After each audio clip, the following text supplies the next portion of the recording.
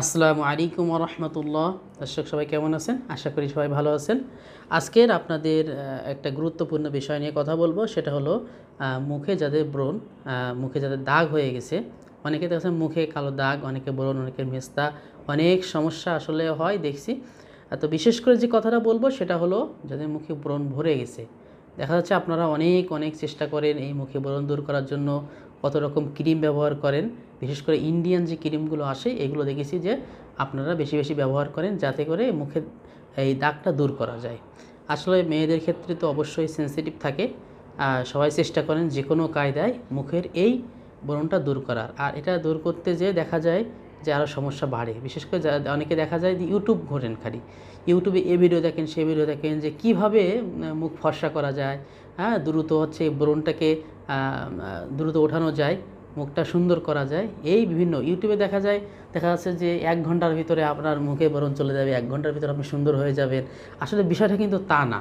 ইউটিউবে দেখা যায় যে যারা এইগুলো দেয় আসলে দেখা যাচ্ছে সব ভিউ পাওয়ার জন্য, তাদের চ্যানেলটাকে করার জন্য মূলত দেয়। আসলে এগুলোতে কিন্তু খুব বেশি লাভ হয় না। এখন যেহেতু ডিজিটাল যুগ, এখন আপনাদের বেশি সমস্যা হলে ডাক্তারের কাছে আসবেন, এটা তো আপনাদের বলার কিছু নাই। তো এটা ব্রণ আসলে যে কারণে হয় সে বিষয়টা কথা বলবো। ব্রণ দেখা যায় যারা নিয়মিত ঠিক মতন ঘুমান না। আসলে আমাদের বয়স হিসাব করে আমাদের ঘুমটা হচ্ছে ভাগ করা হয়, মিনিমাম 8 ঘন্টা তো ঘুমাতে হয়, এটা নিয়ম। তো দেখা যায় অনেকে রাত জাগে, প্রচুর রাত জাগে, 3টা 4টার দিকে ঘুমায়, অনেকে 2টার নিচে ঘুম আসে না। যাদের এই বদ অভ্যাসটা হয়ে গেছে তাদের দেখা যায় যে একসময় এই ব্রণটা হয়। অনেকে দেখা যায় যে খাবার একদম নিয়ম মতন খাবার খায় না, সকালের খাবার খায় 12টার দিকে, দুপুরের খাবার খায় বিকালে, রাতের খাবারও শেষের দিকে খায়, কোনোদিন খায় না। এই উল্টাপাল্টা করলেও এরকম হতে পারে। আর বিশেষ করে যেটা হয়, যারা রেগুলার সাবান ব্যবহার করেন মুখে, সাবানে যেহেতু ক্ষার থাকে, এই কারণেই হচ্ছে মুখে দেখা যায় যে ব্রণ তৈরি হয়।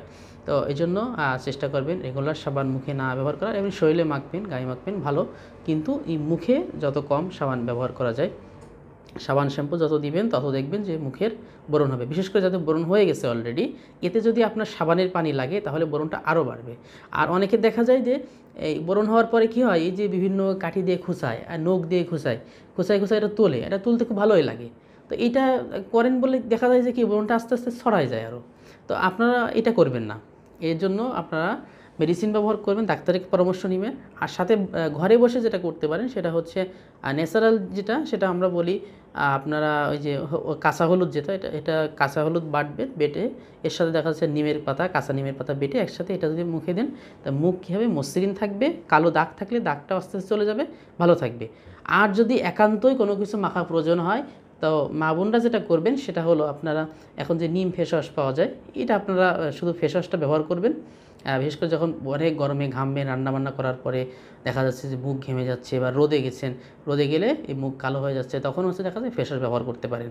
তো এই কালো দাগ আসলে আপনাদের আসলে মেন কারণটা বের করতে হবে যে কী কারণে হচ্ছে।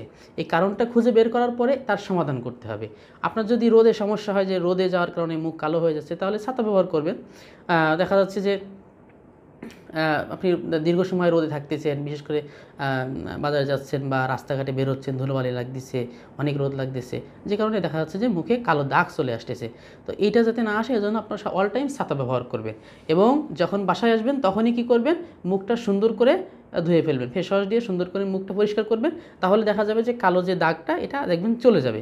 এবং রেগুলার এটা করতে হবে। অনেকে দেখা যায় যে সবার মুখ তো আসলে সেন্সিটিভ, আসলে যেহেতু নরম জিনিস, এটা আসলে যে কোনো জিনিস ম্যাচ করে না। আপনি হুট করে একটা ক্রিম দিলেন, এর কথা শুনে ওর কথা শুনে, ইউটিউবে ওখান থেকে দেখলেন, ওখান থেকে দেখে এর কথা শুনে ওর কথা শুনে মুখে যখন ব্যবহার করবেন, দেখা যাচ্ছে মুখের ভিতরে বিভিন্ন ধরনের এই ব্রণ তৈরি হচ্ছে।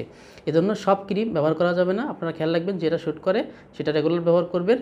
আর মেন হচ্ছে ডাক্তারের পরামর্শ ছাড়া কোনো কিছু করবেন না। আর ঔষধের ক্ষেত্রে ডাক্তারের পরামর্শ ছাড়া কোনো ঔষধ খাবেন না।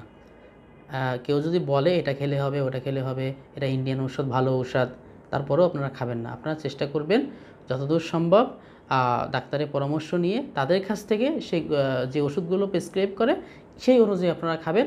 এবং মুখে যেটা করবেন, মুখে যতদূর সম্ভব সাবান, শ্যাম্পু এগুলো কম ব্যবহার করবেন, মেডিসিন কম ব্যবহার করবেন। ইউটিউব দেখে আপনারা অযথা কোনো কাজ করবেন না। তো এই ছিল আমাদের আজকের বিষয়। সবাই ভালো থাকবেন, সুস্থ থাকবেন। আসসালামু আলাইকুম ওয়া রাহমাতুল্লাহ।